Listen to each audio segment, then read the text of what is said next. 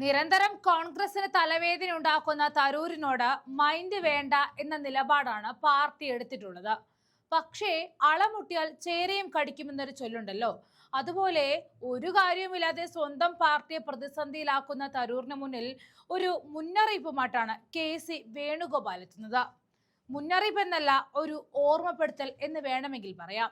KCയുടെ ചോദ്യം ഇതാണ്: CPM-ലാണ് ഇങ്ങനെയൊരു നേതാവ് ഉണ്ടായിരുന്നെങ്കിൽ ആ പാർട്ടിയിൽ നിലനിൽക്കാൻ പറ്റുമോ എന്നത്. ഒരിക്കൽ പോലുമില്ല.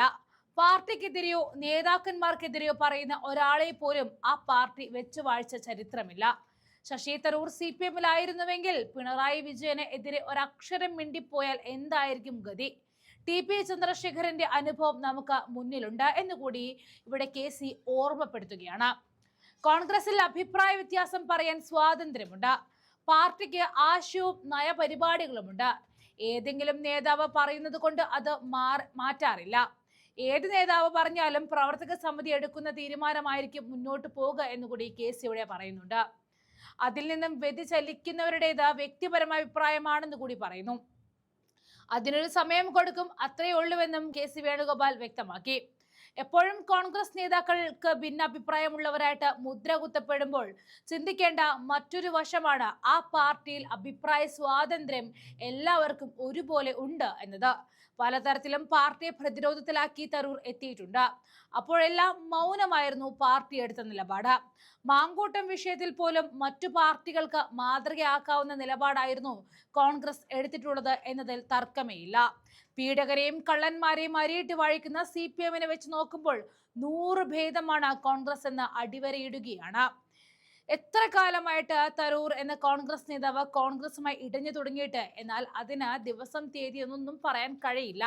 ഒന്നാം മോദി സർക്കാരിന്റെ കാലത്ത് മുതൽ ശശി തരൂർ കോൺഗ്രസിന്റെ ഒരു VIP സ്ഥാനാർത്ഥിയും MP-യും ഒക്കെയാണ്. അന്ന് മോദിയുടെ ശുചിത്വ മിഷൻ പുകഴ്ത്തിപ്പാടി ഒരു ചൂലുമെടുത്ത് നഗരം ക്ലീൻ ആക്കാൻ തരൂർ ഇറങ്ങി തിരിച്ചിരുന്നു.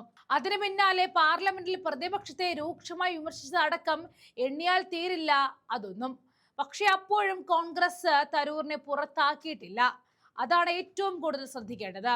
ഏറ്റവും ഒടുവിലായിട്ട് പാർലമെന്റിലെ അതിരുവിട്ട പ്രതിപക്ഷ പ്രതിഷേധത്തിനിടെ ശശി തരൂർ രംഗത്ത് വന്നത് വിചിത്രമായ നീക്കമാണ് നടന്നത്.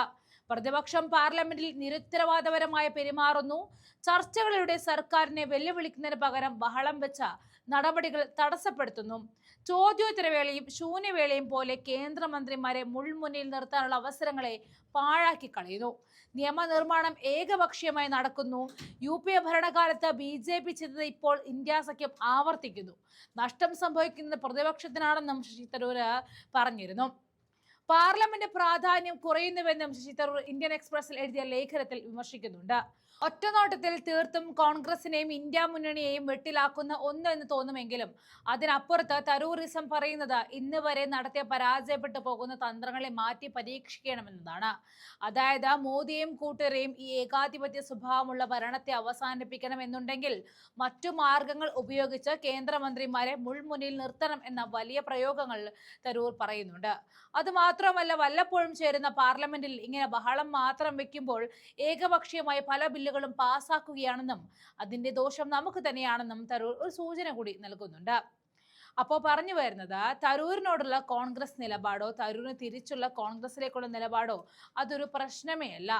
ഇല്ലാത്തതിനെ കെട്ടിച്ചമച്ച് ഇനി വാർത്തകൾ മുഴുപ്പ് കൂട്ടാൻ ആരും നോക്കേണ്ട എന്ന് തന്നെയാണ് ഇവിടെ പറയാനുള്ളത്.